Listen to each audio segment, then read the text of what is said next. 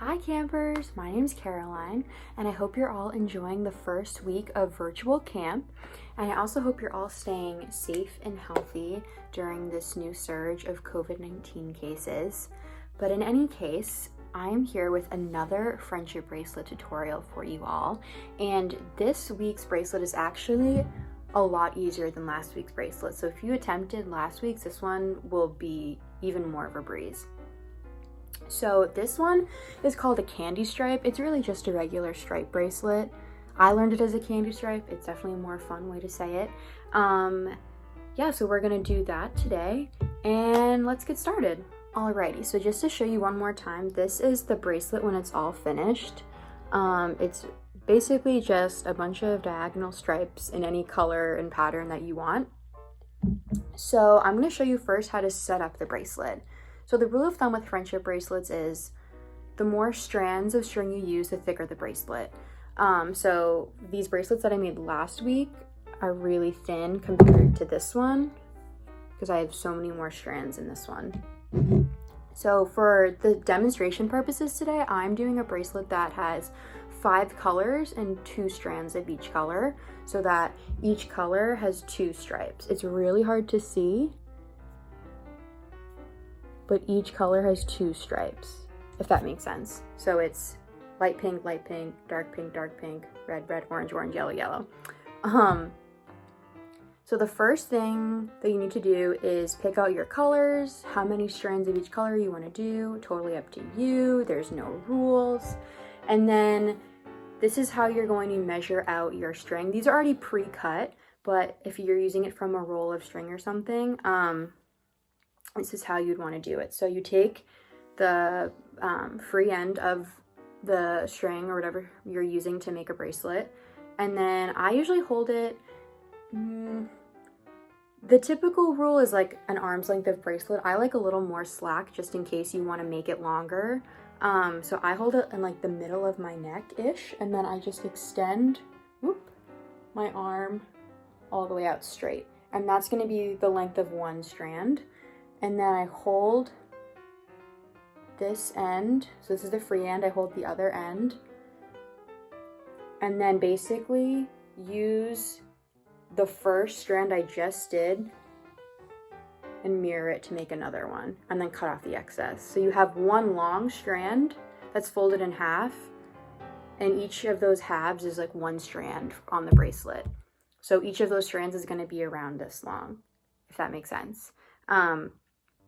You're going to do that for every color that you want to do, and you want to make sure that you're still holding the loop at the top when you tie them together, because when you have a loop at the top of your bracelet, it's so much easier to tie on to whatever you're using it for, a bracelet, anklet, whatever you want. And you can honestly tie it on yourself. If you're tying a bracelet on yourself, you can use the loop and do it yourself. So now that I have my loop, I'm gonna put all of my colors together. So I have light pink loop. I'm gonna try to get them the same height so the loop is not all wonky. I have this dark pink, orange, and yellow. This is probably the most time-consuming part of the bracelet process. Or, I mean, a bracelet does take a while depending on if you're doing it all day, if you're kind of taking breaks in between working on it, but that part's fun. This part is a little more tedious, but it goes by really fast. So I have all of my strings with their loops together at the top, and I'm just gonna tie a knot. So I wanna leave around this much space above my knot so that I have room to tie onto something. I'm just gonna do a basic knot around and through.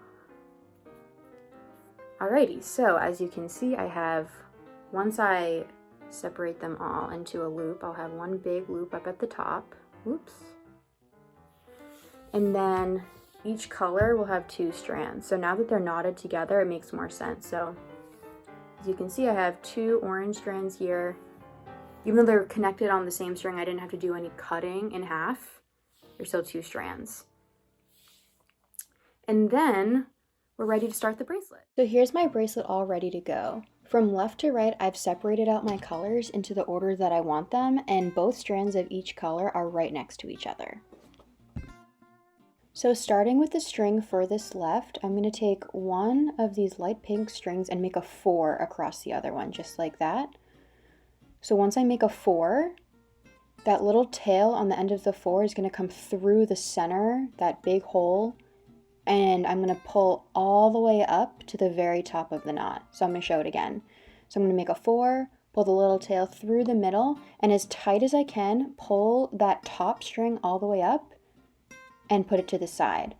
So each time you make a 4, that's 1 stitch. So you're going to do 2 stitches per strand and put it to the side. So I did 2 strands on the first one, put it aside, and then with that same top strand, I'm going to move to the next color. And I'm going to repeat this for every color in the row. I'm going to do 2 stitches, pull them as tight as I can, and then put it to the side. And I'm going to continue that till I get all the way to the end of the row.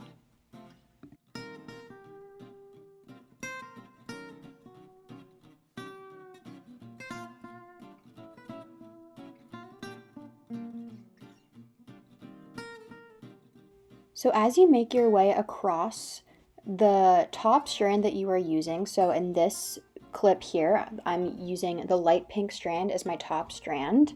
That is going to be the color of the stripe I'm making. So whatever top strand you're using, that will be the color of that stripe. And also, in case it wasn't clear before, when I said do you do 2 stitches on each color, I meant every single strand. So each color has 2 strands in this video. So 2 stitches per strand all the way across, just to be totally clear.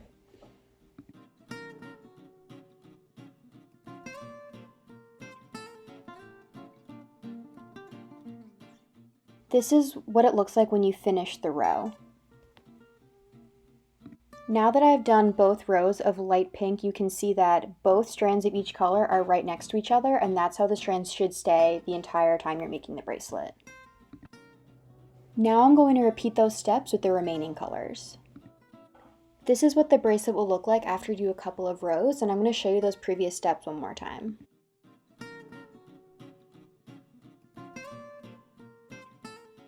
So here I am making a 4, pulling the little tail through the middle of the 4, and then pulling on the top string as far as I can, all the way to the top, making it super, super tight.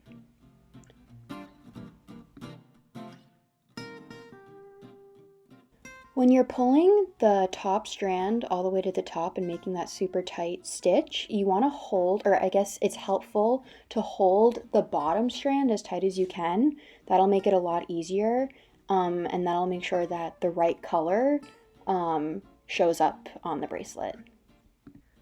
Also, whatever strand you're doing, once you get that strand all the way to the right, you've done your stitches all the way across, you're always going to start with the strand that is furthest to the left. So in this clip, my light pink strand will be next, then my dark pink, and the entire time you're doing the bracelet, the pattern will always be set up for you, so you don't have to worry about or even think about the pattern. And once you get your bracelet or anklet, keychain, what have you, to the length that you want it, I am going to show you how to finish off the bracelet. First, split the remaining strands into 2 pieces.